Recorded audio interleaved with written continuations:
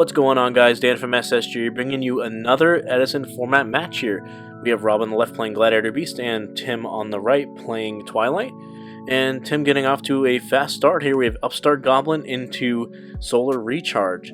So this is exactly what the Twilight deck wants to do. Sort of a mid-range deck that has some speed and velocity in the early game. Looking to fill the graveyard, and Tim is doing that as he mills over a Dark Monster in Caius and gets a Light Monster into the grave by discarding for Solar Recharge.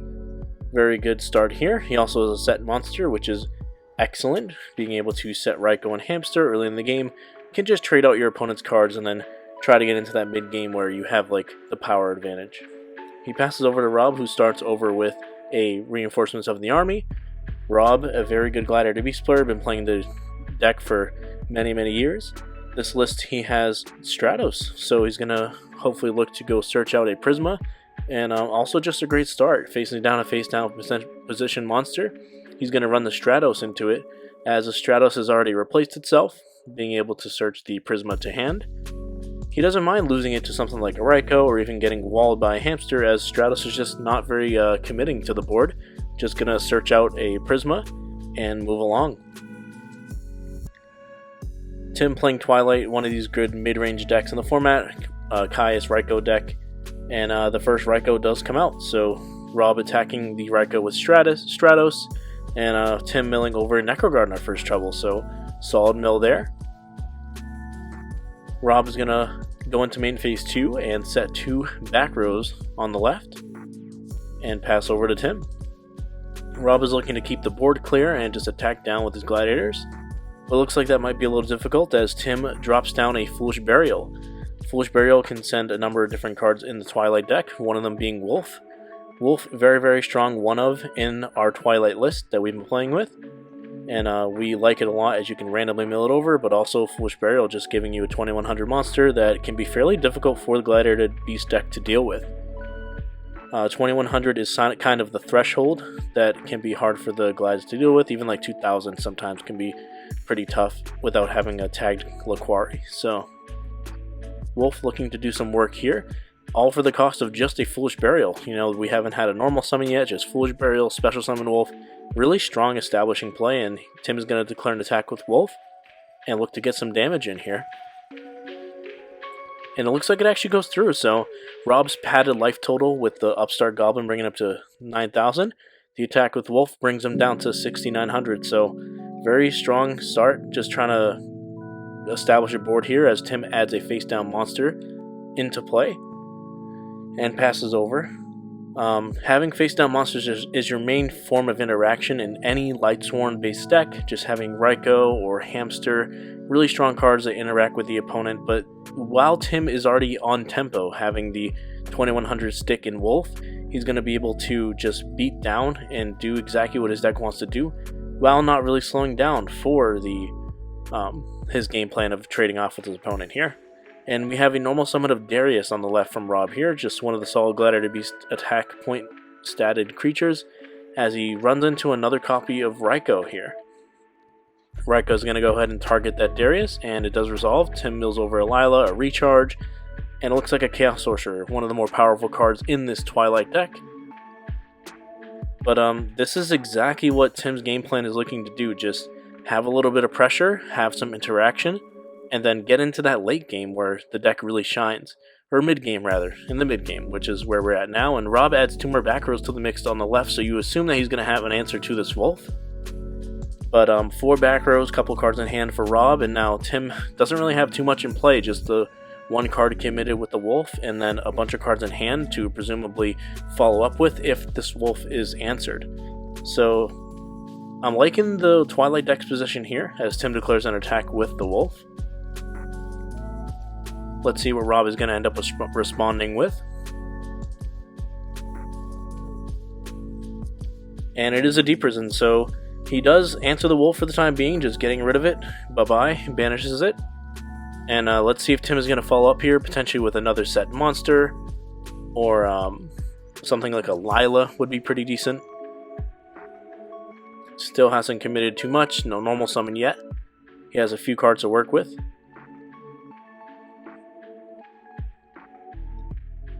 But it looks like he actually passed over to Rob, so no follow-up play there. Maybe waiting for Rob to commit something into play to actually go and answer it.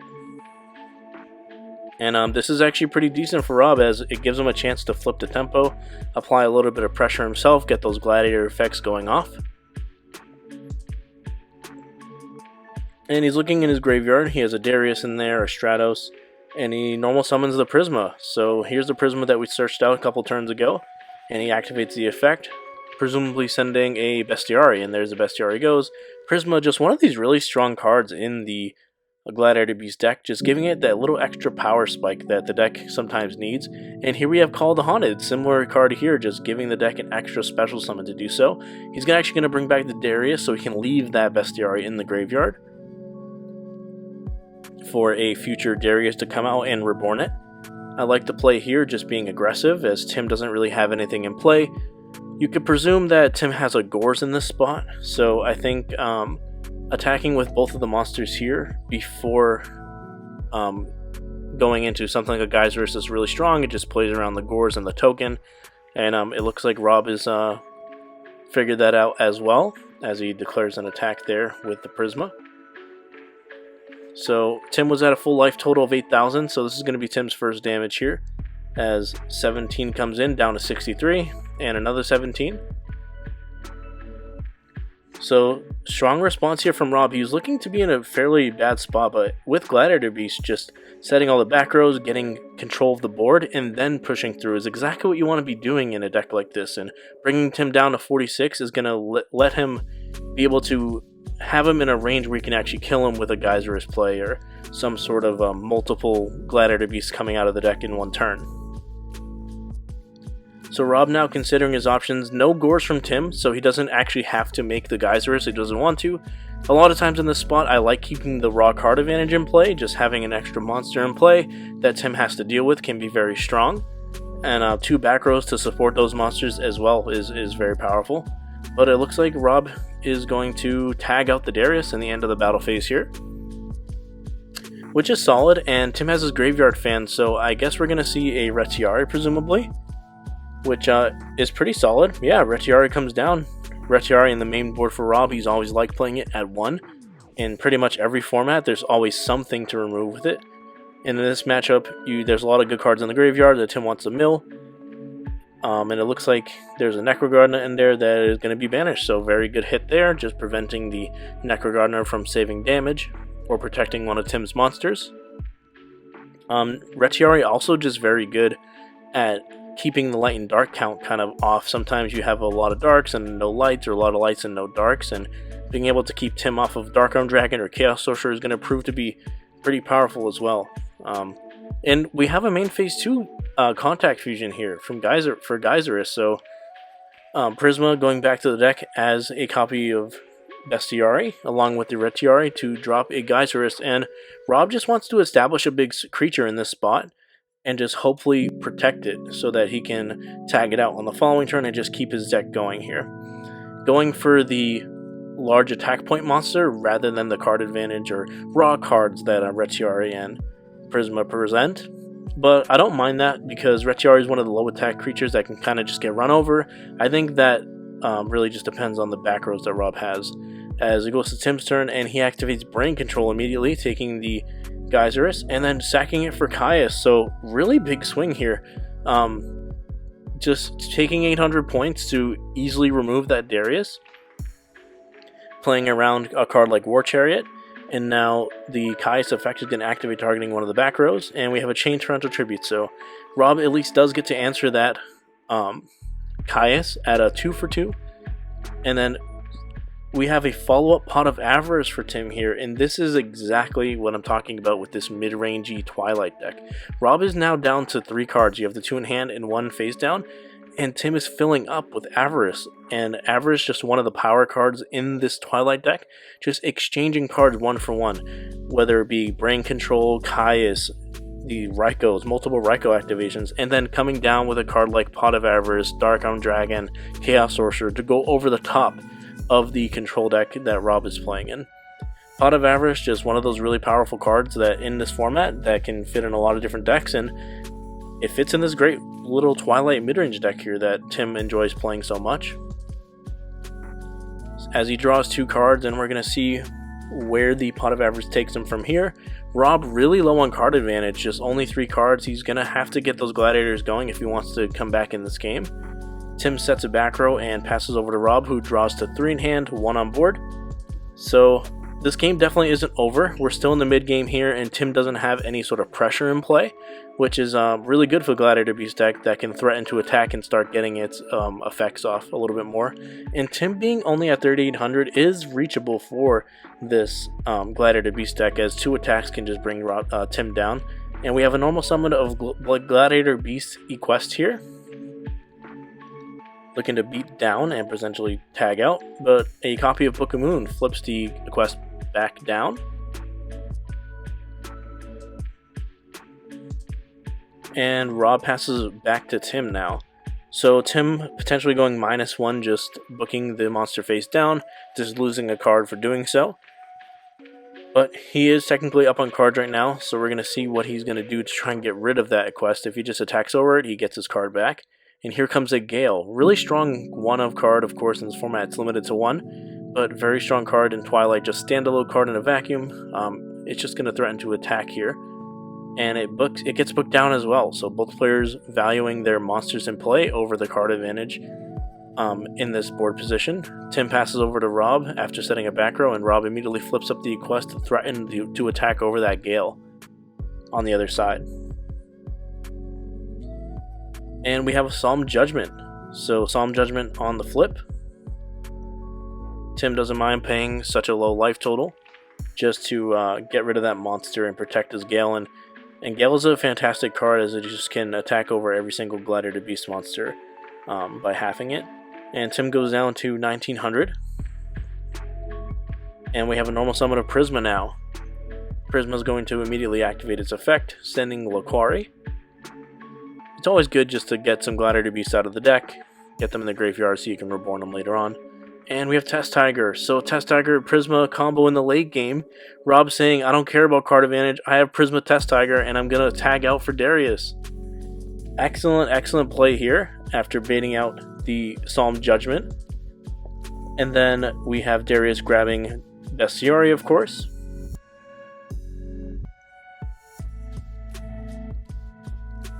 And here comes the Geyserus, presumably popping the face down Gale.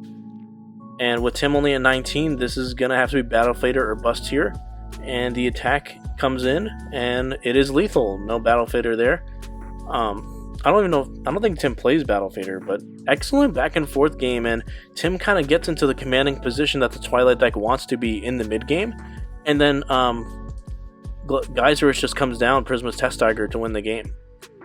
But here, Tim gets to go first again, and he's starting with Upstart Goblin once again, so very good start. I love Upstart Goblin in the Twilight deck, just gives it a little bit more consistency, a little bit more velocity. And we have a set monster and a set face down now for Tim, which is just the perfect opening for Twilight. You want to threaten Hamster, you want to threaten Raikou, and the face down monsters in this matchup are just incredible against the Gladiator Beasts, because it just keeps the board clear. Killing those Gladiator Beasts is really good. It makes the War Chariots dead.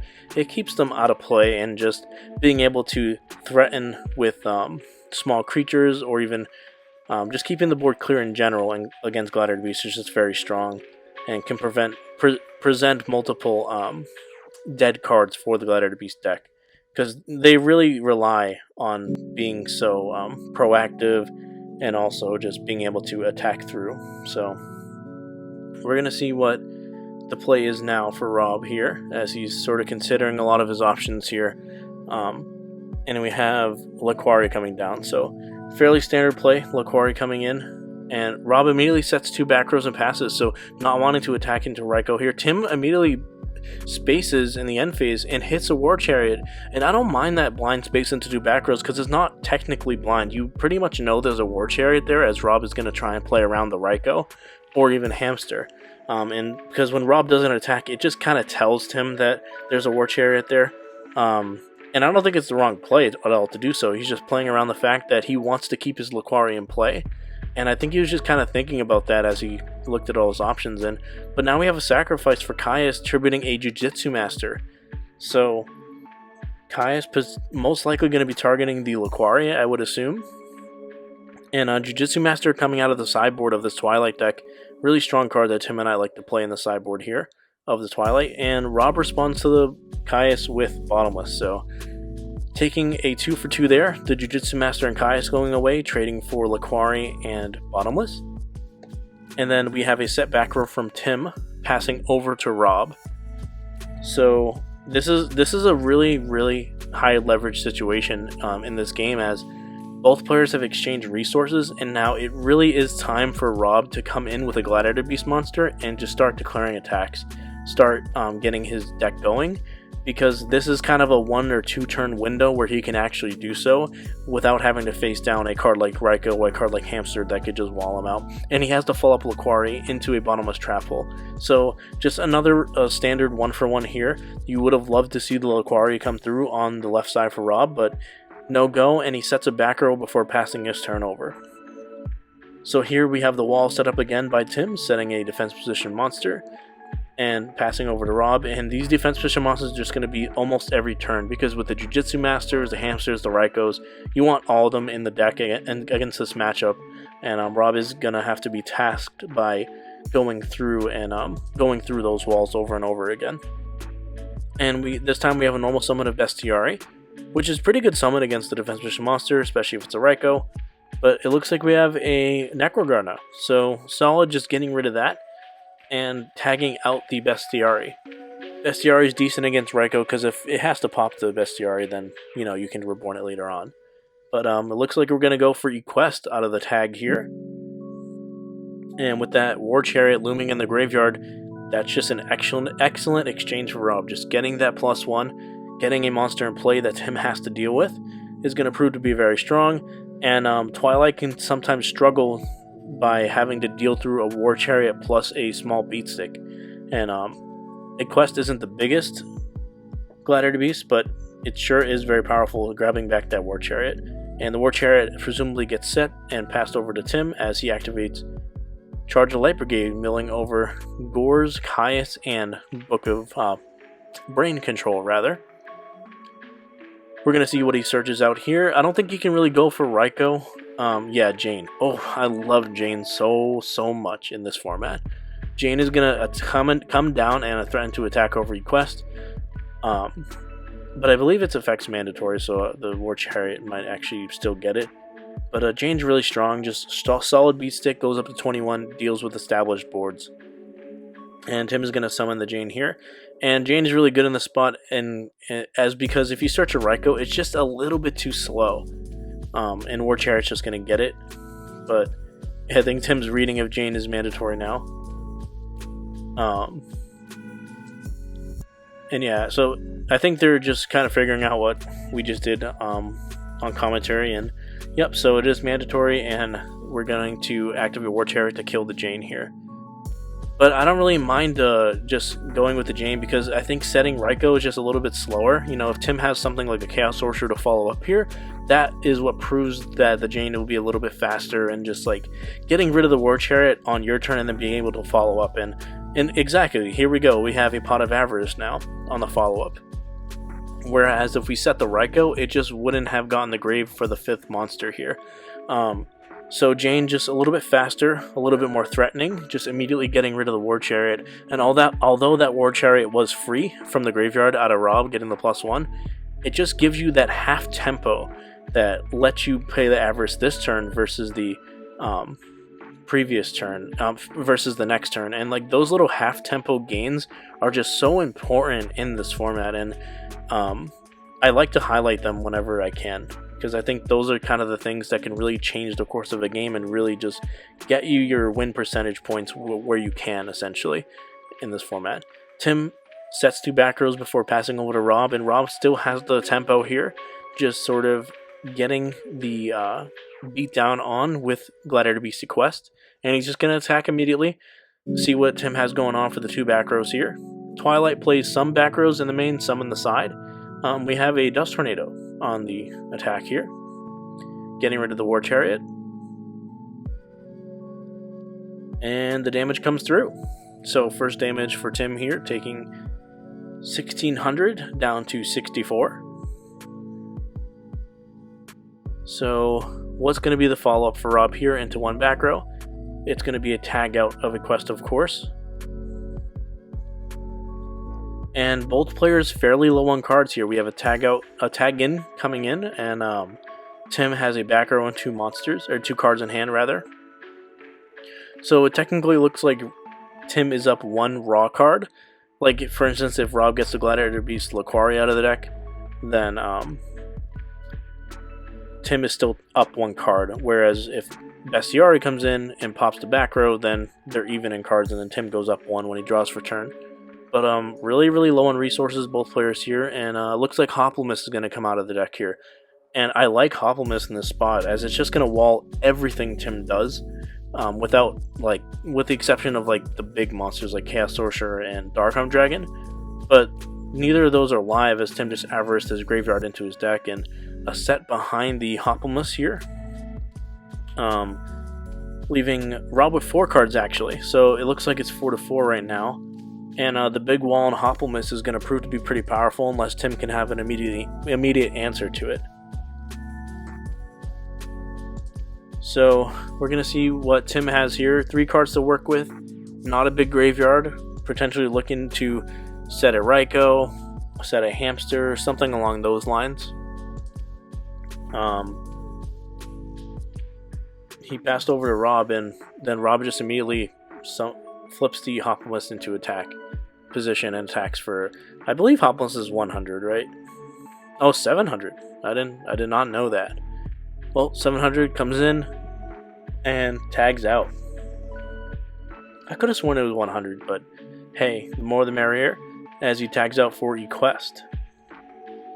So Tim looks like he's in a bad spot. He didn't really do much in the following turn, but he does get to bottomless the Equest here, clearing the Gladiator Beast, which is good for tempo, just getting rid of it. But the Gladiator War Chariot is going to come back to hand, essentially being a +1 for Rob, trading the monster for the bottomless, but getting that War Chariot to hand as the +1. And it's kind of interesting because it's kind of like a virtual +1 because it's not actually live right now. The War Chariot doesn't do anything until a Gladiator Beast is in play.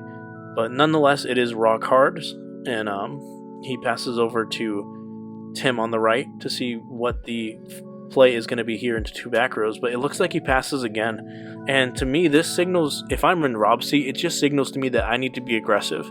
You know, either Tim is waiting for me to drop attack into a Gores, or Tim just has absolutely nothing and you need to be on the beatdown. And sometimes it can be hard for Gladiator Beast to close out a game like this when they have such a low monster count. And you see that here as Rob adds another back row but nothing else into play.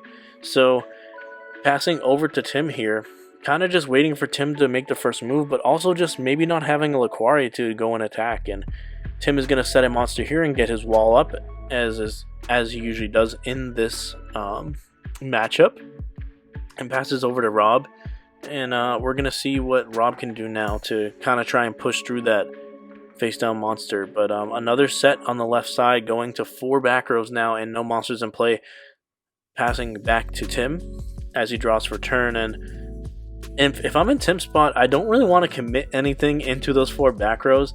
Rob just has to have answers for Tim's stuff. We know that there's a War Chariot face down, and Tim does exactly that. He's going to pass back over to Rob and just kind of like play the cat and mouse game, wait for exactly what's going to happen. Maybe some big exchange is going to happen on a turn, because when you have that many back rows, that's usually what happens. And Rob draws a Stratos, which is an excellent draw in this spot. Against the face down monsters of the Twilight deck, you just want cards that replace themselves. Things like Sangan, things like Stratos. You know, you just get value if the card is a Raikou to kill the Stratos. So we have a Prisma heading into the hand from that Stratos effect, and it's just a good monster to draw, as it's going to give Rob some monsters to work with.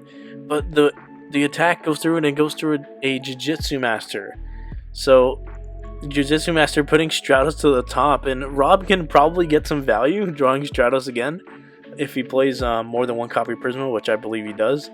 But it's not the best look, as the Jujutsu Master is just sort of walling that Stratos and Prisma, presumably.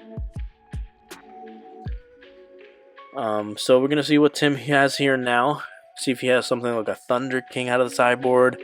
Some sort of play. Jane maybe, just to like start beating down, present something. And we have a Caius here. A Caius into 4 back rows.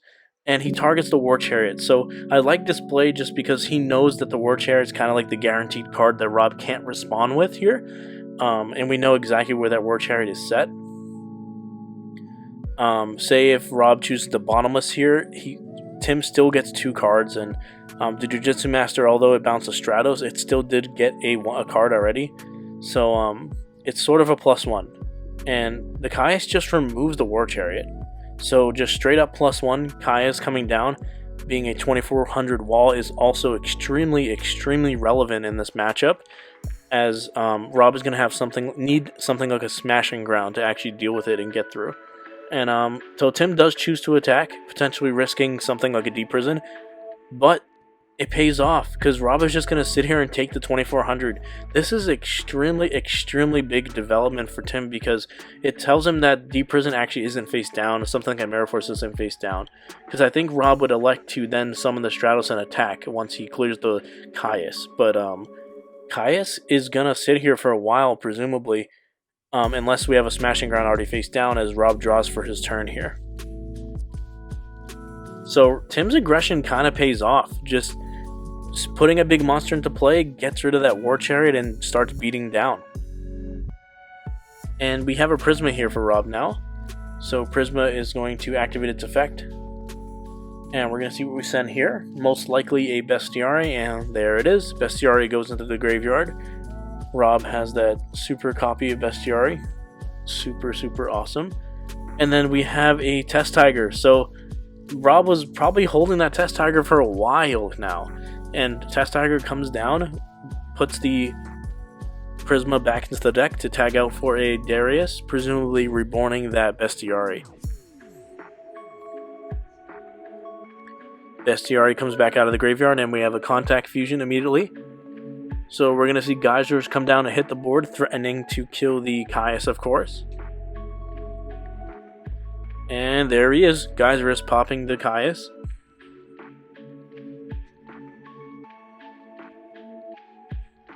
So now Rob in a very commanding position with a big monster in play and 3 back rows as he declares his attack for 2400.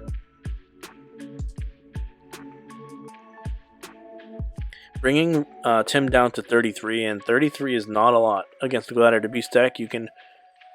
There's a few ways to present 3300 damage in this deck, and it's really dangerous to let Rob just sit there with all his back rows, because if you get to a point where the established monster comes into play, those back rows are going to back it up, and that's exactly what happened here. And Rob isn't even tagging. He passes over with the 2400 stake, and I think both players realize how important it is to have a big monster on the battlefield in this matchup here. And Tim is going to set a monster and set a back row, the T-Pass, against this Geysers and 3 back row. And I imagine he's really hoping that Rob does not have another copy of War Chariot set that can kind of just blow him out in this spot. Rob draws for turn with his fairly commanding position here, looking to break through those last 3,300 points of damage.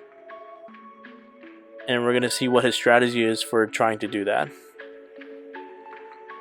So we have Stratos coming down again. And searching again. So Rob does have another Prisma in his deck. Going to go and fetch that out. Rob just getting a lot of value off that Stratos. Unfortunate Jujutsu Master. But hey, nonetheless, we have a Prisma to the hand. And we're going to see the orders of attacks. We're going to see what Tim has as a response. We're going to see what Tim's face down monster is. All of these cards matter. But we have an MST here onto a Deep Prison. So very timely MST there that was been set for a little while. And now we're going to see what Tim has. This face down monster is going to matter a lot, and there's a lot of mix-ups here. Rob has a lot of options. Who should he attack with first? Because he knows that Tim can have a lot of different monsters set in the spot. Could be Jujutsu Master, could be Hamster, could be Raikou, and all of them have different effects that are very relevant. And he's considering what order to attack in. He doesn't want to get walled. He doesn't want, he wants to get a direct attack in to bring Tim down to a very low life total. There's a lot that goes into this type of attack, and it can really make or break a game in this format. And the Geysers attacks into a Necrogardener, so nothing too much to fear there. I imagine that the Necrogardener is going to be used on this turn just because Tim might not really get another chance to use it. Tim being at 33, he does activate the Necrogardener onto the Stratos attack, because you might not just get another chance to use it. You might have, if you take the 18, then 2 monsters is just lethal on the following turn, no matter what, through Tim's board, whatever he ends up presenting. Any attack can just be lethal at that point. So I like just keeping you at 33, give you a chance to maybe Lightning Vortex the board, and then 1 Gladiator won't kill you. I do like using it there. Rob follows up by setting another back row and passing, so now extremely commanding position from Rob. We're going to see how Tim can try to break this board, but it's looking very, very grim now. And we have another T set from Tim, so looking to just trade and try and get out of this position. Trading is obviously not a winning recipe for success in a negative position, but we have a Dimensional Prison nonetheless onto the attacking Geyserus. And that just resolves, so the Geyserus goes away, and now Stratos potentially attacking into what could wall another Jujitsu Master, a Hamster. We have some potential here.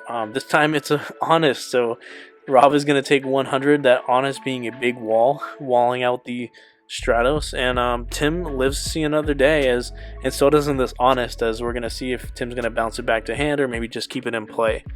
But Rob looks like he sets a defense position monster and passes over to Tim. Tim in a very, very bad spot. He needs to do something quickly to get these monsters off the board and not have to take this 3300 that seems very dangerous. You don't want to be taking that 33.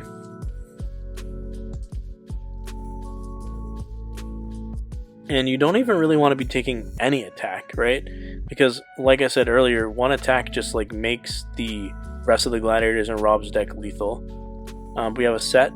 We have a set face down and then an Allure of Darkness. This is never a good sign. When you set before activating an Allure, it tells the opponent that, and us watching at home, that Tim doesn't have a Dark Monster in his hand. Presumably might discard his whole hand, but he hits a Caius, so not just yet. The game isn't over just yet. And then we have a Solar Recharge for Wolf. So this Allure maybe getting Tim back into the game. We'll see what he's going to mill here. A Hamster and a Foolish Burial. Not great. Not great. But we have we have set 1, Allure, Solar Recharge. So Tim's seen a bunch of new cards this turn, and we're going to see exactly what he can work with to try and dig himself out of this position. Another Solar Recharge, discarding Lila. Yeah, I think Lila needs to go away there. You can't really normal summon it. It's not going to do much on this board. And he mills over a Raikou and a Jane now. And we have a Pot of Avarice flipped over, so definitely want to save that from the potential Allure discard. Pot of Avarice, so look at this Allure. He set 1, he lured into double Solar Recharge, and then used the set card in Pot of Avarice, so the Twilight deck chaining some draw spells together and maybe trying to help Tim get out of this situation.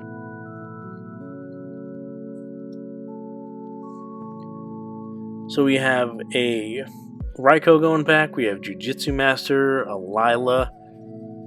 Tim has a fairly filled grave at this point, so just trying to keep exactly what he wants in the graveyard. I like sending the Wolf back, because if by some chance you mill it, it's just one of the things that could go right, that you kind of need things to go right in a position like this, so I don't mind sending the Wolf back, maybe kind of sack and get a little lucky and mill it. So shuffling up some monsters, we're gonna see what the draws are here for Tim, and facing down just a really poor position. Rob has a very strong position, and Tim is the one who has been trying to dig out for a few turns now. And that Geyserus is not in play, by the way, in defense. Rob just has his banished pile looking like a defense position monster. But that happens sometimes. So we have an activation of Honest going back to the hand. Honest gonna live another day here, hoping to get some value out of that at some point. And then we have a set monster and a set back row, another T set from Tim here. The old school T set play. The very old school players definitely know what a T set is as he passes over. And he flips over Trap Dust Shoot in the standby phase, looking to see what Rob has here. So Rob has a Pulling the Rug, Prisma, Cyber Dragon. So one of the Prismas is going to be sent back by that Trap Dust Shoot. Tim just selects a card that can add to the board. You know, Cyber Dragon's pretty much a dead card in this spot. So he's just going to take one of the cards that potentially could be added to the board at some point. But nonetheless, Rob does normal summon the other Prisma here, just looking to get through that wall, right? Whatever it is, a Raikou. He wants to try and lethal Tim on this turn. See what he's going to flip up here.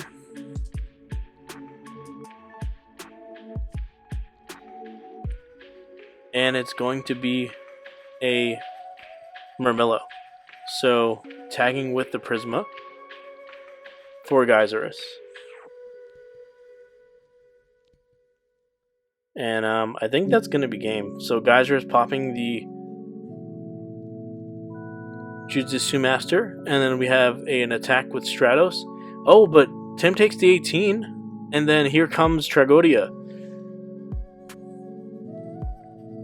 So Tim lives to see another day here, as the Tragodia at 1800 is going to have to be attacked over by the Geyserus. But Tragodia buying another turn here, unless Rob has something like a Hall of the Haunted to attack here. But nope, the Tragodia goes down. And Geyserus has the potential to tag out now.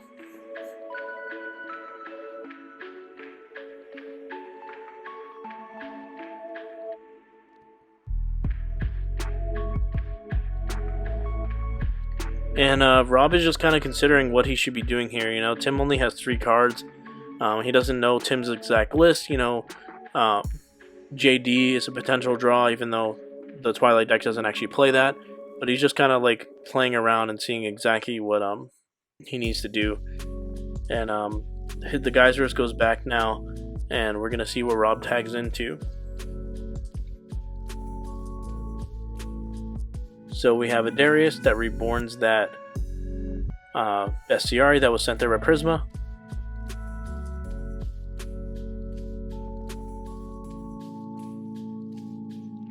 And maybe, do we have a Herc? I think maybe all the Laquaris are banished. Looks like we have Retiari. So Retiari just providing some form of interaction. Looks like he's banishing Caius out of the graveyard. Nothing too crazy. But then we have a Contact Fuse for Geyserus. And look at this board state. You know, Rob really fought hard to take complete control of this game, and Tim is now down to just 3 cards in hand, and Rob has Geyserus, Stratos, we have Darius in play, 3 back rows, and a lot of this just stemmed from fighting through those defense position monsters turn after turn, and just gaining small little incremental card advantage over and over again to eventually lead to like such a powerful board that is looking to close out the game, as Tim is just at 1500 and 3 lethal threats in play for Rob.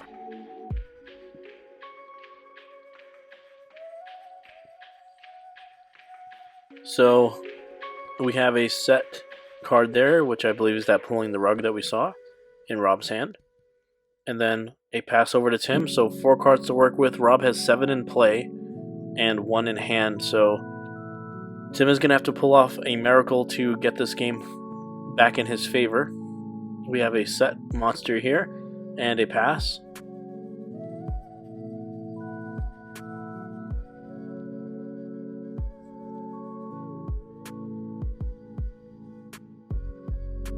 And Rob is just going to figure out what he has to do. He's just going to order his attacks. He attacks with the biggest monster first. We have a Raikou looking to mill a wolf. He does mill a wolf. This is insane. But the wolf gets Book of Moon so that it can be attacked over by the Darius. And Stratos is a lethal attacker. And that is the game, guys. So thank you for sticking around and enjoying this game between Rob on the left and Tim on the right. Let me know what you guys thought about the gameplay in the comments section below. Join our Discord. I'm going to have that link in description below as well. Just join it. Let me know what you guys want to see in the channel. I have a lot of cards I can profile with, and I can put any deck you guys want, and I can bring it out in profile for you guys. But without further ado, this is Dan V from SSG signing out.